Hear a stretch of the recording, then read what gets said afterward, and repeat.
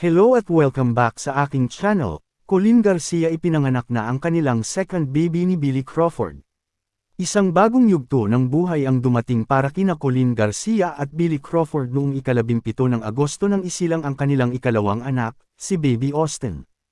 Ayon kay Colleen, ito ay isang karanasang hindi niya malilimutan, isang pagsilang na puno ng bilis, gulat, at himala.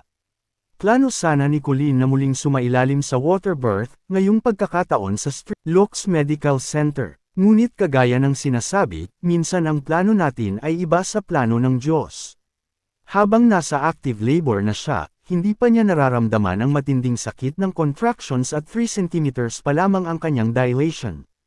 Kaya't inakala nilang matatagalan pa bago ang mismong panganganak.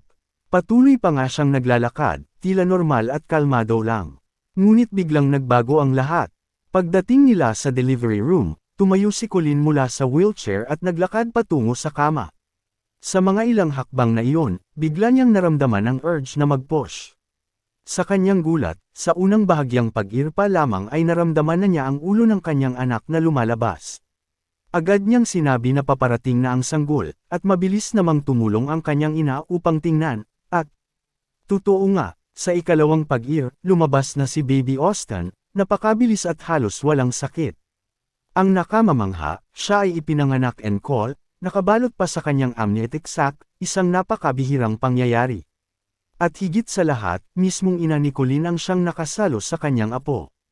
Para kay Colleen, ito ay isang napakaibang karanasan kumpara sa kanyang unang panganganak, na nag-iwan sa kanya ng takot at trauma dahil sa hindi niya alam ang kanyang inaasahan. Sa pagkakataong ito, handa siya sa lahat ng kailangan at nakaplano ang kanyang techniques. Ngunit lahat ay nauwi sa mas mabilis at mas simpleng paraan na hindi inaasahan.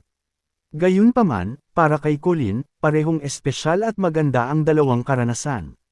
Parehong puno ng aral at alaala, at higit sa lahat, pareho siyang inaalalayan ng Diyos.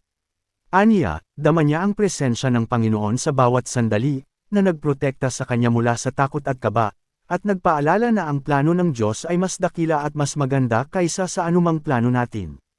Isang nakakamanghang kwento ng panganganak na nagpapatunay sa hiwaga ng buhay, sa lakas ng isang ina, at sa walang hanggang pagmamahal ng Diyos sa kanyang mga anak.